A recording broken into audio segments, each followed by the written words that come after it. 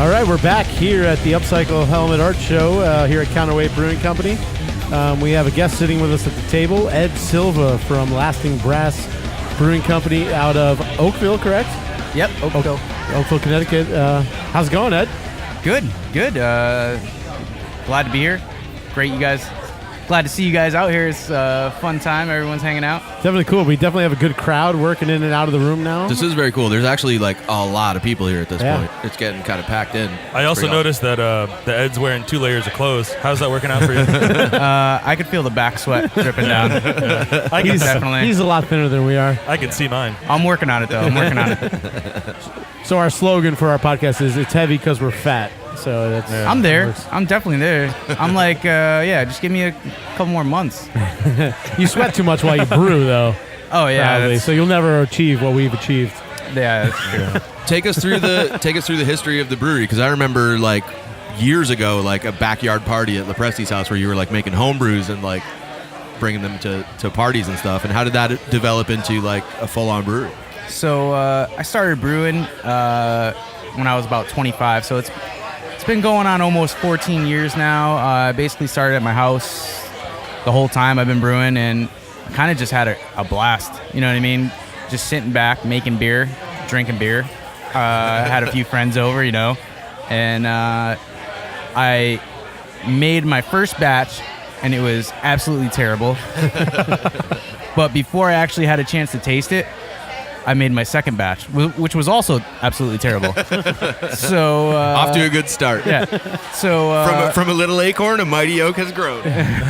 So I had such a good time those 2 times brewing that I just wanted to actually make good beer eventually. So the process is fun. Yeah, it was just a good time. Interesting, and had some people over, family members, friends, just hanging out, having a few beers and brewing beer.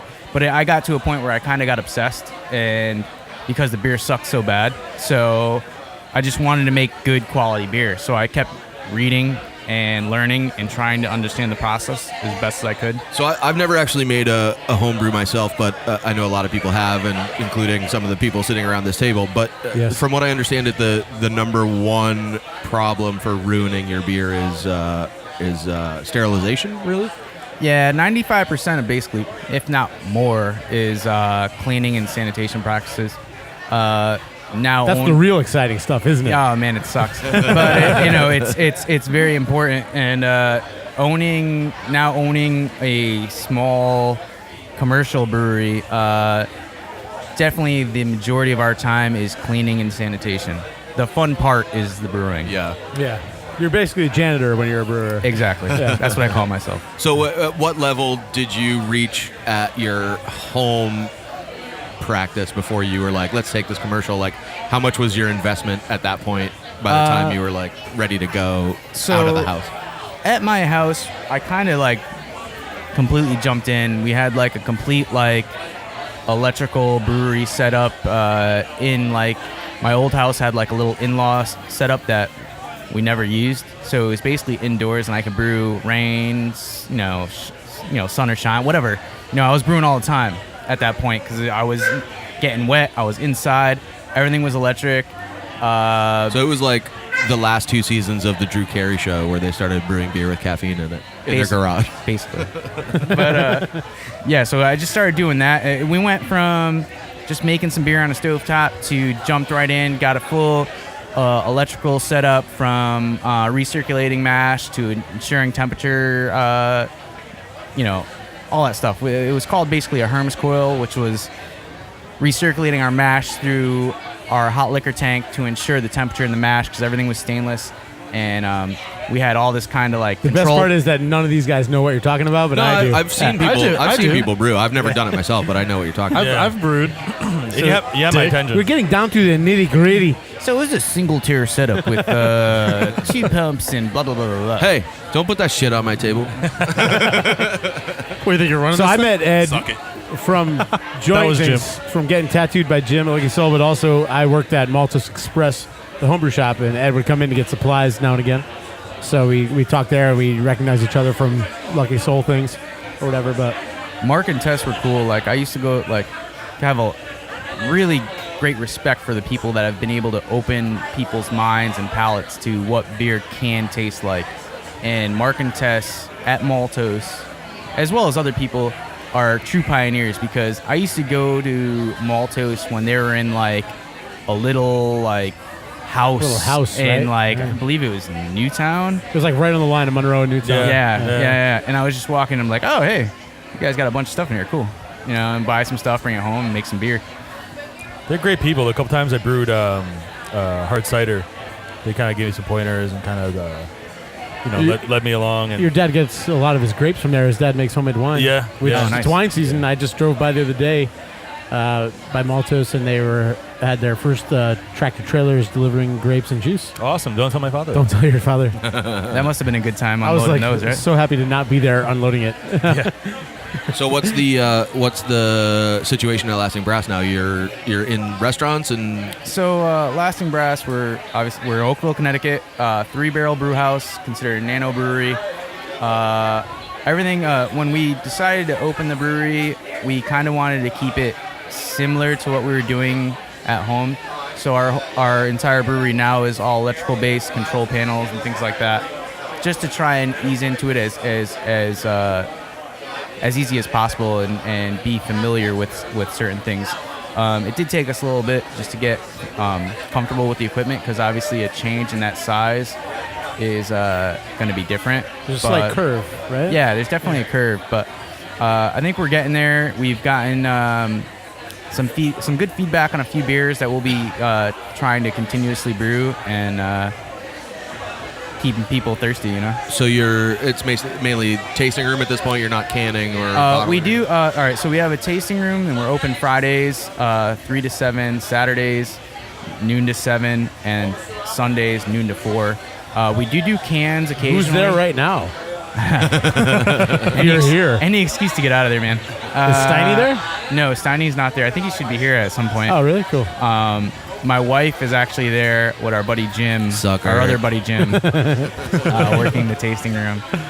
But yeah, it's been great. We've gotten great support from breweries and customers, and we see the same faces come back every weekend, and that's really cool. I took a day to myself, which I never do, about 3-4 weeks ago, and I made the rounds, and I stopped in to your place for the first time, and it was great. Really cool atmosphere, really chill, and great beer. I mean, thank you, I appreciate it. Yeah. That's what we're all about. We just want to have people just laid back, enjoy themselves, relax, have a few beers, and hopefully and I take bought a some shirt. home. I love that shirt. Oh yeah, it's a comfy? good shirt. It's Oh, comfy, thank and you. the logo's great. It's really good branding.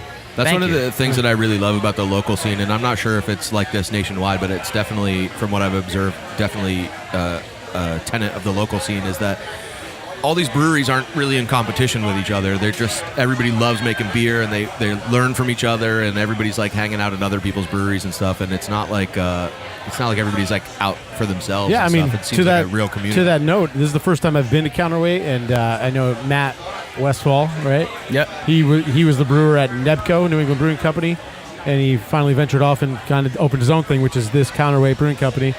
And I noticed downstairs in the tap room that they have NEBCO beers on tap for guest taps, which is awesome. Yeah, it was really cool to see that. It's a great community to be a part of. Yeah. Everyone just wants to make great beer and have a great time. And speaking to that note, you did a collaboration. Oh, go do what you got to do, Jim. We're being interrupted. Jim thinks he has something going on here now. We'll take a pause. That's fine. We can keep talking. Enjoy Jim's announcement. No, we don't want to talk over him though. No, we're not interrupting him. It's going to take him 5 minutes to figure out his system anyway. Yeah. We'll see how He it seems goes. to have got it down. Actually, we should probably just let the mics rock his announcement and put it in there at some point. Yeah. Hopefully it comes through. Yeah, if It's the part mics of pick it our, up, we can. yeah. So while they're figuring it out, I think we could keep doing what we're doing, to be honest. Yeah. Let's let Jim. Yeah, we already kind of had the break. Okay. We can edit it out. Yeah. So we'll pause. Let's just let Jim do his thing. Oh, that is loud. Wow. Hey everybody, I just want to make a quick announcement. I have raffle tickets. Yes, raffle If tickets. anybody wants to. Turn it up. Why is it up? Crank it up. Raffle tickets. Whose arm? He's a brewer. He doesn't have that kind of money. Andy's arm. Hey everybody, real quick, I just want to let you know I have raffle tickets for all of this stuff up here. The proceeds to the raffle 100% go to MotoFam, which is a great organization that helps riders who have found themselves in an accident pay for their medical bills. So it's a great cause. Please help us raise money for these guys. So I'll be floating around near the table or in the room. Feel free to find me. We're going to draw at 4 o'clock. There's some awesome stuff. Thanks. Woo! We'll get it out there. We'll Well tell done. people. We'll keep the message alive. Very well done. Are we rolling? We'll keep the message Yeah, no, alive we're on still the going. podcast. We're It still won't going. come out. Yeah, nice. So tell us more about this, this Yeah, so collaboration. back to your brewing. You did a collab. Lasting Brass did a collaboration with Counterweight. Go. Yes. This is actually the second time we collaborated together. The first time we collaborated on a double IPA called Cohesive Resistance. And That sounds like a Rush song. it was actually we got excellent feedback on the beer. People really seemed to enjoy it. And then when we found out Jim was going to do another art show, it was kind of just a no-brainer to try and do something cool again. You know, because just good people hanging out, making what we hope is good beer, and you know, having good times. What kind of beer was the first one, the Cohesive Resistance? The Cohesive was a double IPA, which featured Denali hops. Nice. Yeah. Those It are was- from South. It's a really cool hop. It was the first time I actually played with it. I'm not. We got them. I think we got them out of Michigan. So I believe they're. I believe they're grown locally. Oh, really? Yeah. Oh, in the really? United States, yeah. So I was way off. Oh, awesome. That was like continents away. You can't. Don't. I'd have to take a peek at the. I have so many hops in my fridge. I'm trying to figure out where everything's from. They're all over the place. So this new collab that we have in front of us. I'm very excited about Tell this. us about it. Jeff doesn't like IPAs. He hates I hate hops. IPAs. He's all about dark beers Yeah, and malt so forward beers. So I'm already looking at the color of this, and it's got my mouth watering. He's at midnight right now. If you could give me a coffee IV, I would totally take I just it. went from 6 to midnight. So this is working out. Cool. So That's going to be a drop. we wanted me, Jim, and Matt started talking about what we were gonna make, and we basically decided that we wanted to make a very drinkable beer that was full flavored. So we ended up deciding on a porter, and that we added coffee to. So it's a coffee porter. I can smell it. The aroma's fucking great. Now, Thanks, man. this is very dark for a porter. It looks like a stouty. It's got some brown hues if you look at it. Yeah, but we hold it up definitely to the wanted, light, baby. We definitely wanted to keep it on the darker side. We didn't want people to mix it up with any like browns or anything. So, but we did. The one thing about the beer that we were really adamant about, me and Matt, and in making it, is that being at 5.5% and being really drinkable porter, we wanted to make sure the body was there. We didn't want it to be like a watery, Super over- just not to suffer from. and yeah, we didn't want it. So we really stressed the body on the beer. What temperature did you mash out? Oh God, This is the geek part. you want to geek all out right now? But No, yeah, we can skip that. so yeah, we mashed Whatever, very- losers. I'm gonna taste it. we mashed high, very high. So yeah, so it ended up being 5.5%. Obviously, we used a lot of dark grains, a lot of different mixtures, and we used a combination of a couple different coffees. My parents drink a lot of espresso, I was gonna say it has a bit of like a so Espresso flavor. we actually used a bit of the espresso beans that my parents have like a garage load full of, and Why do your parents have a garage load full of they just espresso said they beans? go through a ton. that's of espresso. why. I don't know. I don't understand. They're crazy, but they drink a lot of espresso, and it's actually like they only purchase one specific bean that they go up to actually Massachusetts to buy. You know what? I got to stop you for a fiends. second here. You're dropping way too many hints. Parents that drink a ton of espresso, Yeah, I know. and they only buy one brand and they drive to Massachusetts. You two are Portuguese, right? Yes, I am. All right. course. And let me guess, that one type of bean is Delta? No, I'm not going to tell you that. Well, if it is, that's very delicious coffee. We don't disclose that type of information. Obrigado. You got an insider over here. Well, whatever it is. I really didn't even look at the name on the brand. I just grabbed some coffee from my parents' garage. Whatever it is, this beer is delicious. I'm not even kidding, and I'm not even saying it because the guy that brewed it is sitting right in front of me. This is one of my favorite fucking beers I've ever had in my life. The coffee overtones tasty, are out of control, and it's just so good. The very nice thing about it, in my opinion, is that the aroma of the coffee is up front, the flavor's up front, but it finishes out. It dries out, and you get a nice mingling of the beer, the malts, and the coffee all playing well together. Yeah, we were really happy with the finished product of the beer. It still has a great body, great coffee nose, coffee flavor, but finishes dry, and you just go back in for another sip. And at 5.5%, it's all day. You could drink a ton of this. And like for me, I like IPAs. I like stuff a little hoppier, a little more bold. Yeah, more full flavor. To have something at 5.5% that's that flavorful and like got that much body, that's awesome. Like, it's fucking good. Yeah, I don't know how you brew the coffee, but it kind of has more of like a cold brew type of flavor to it, and you can taste natural oils in the coffee and everything. It's just a really good beer, man. It's one thing, like we added coffee to a couple of different areas in the process because typically the oil from the coffee beans can disrupt head retention. So we didn't want to. We kind of had to try and place the coffee so we didn't want the beer to just be oily on top and completely flat and have no head. So nobody wants no head in their life. Nobody does. Head's always good. And head has no face. I'm not sure if you guys knew that. It's a popular saying from my childhood.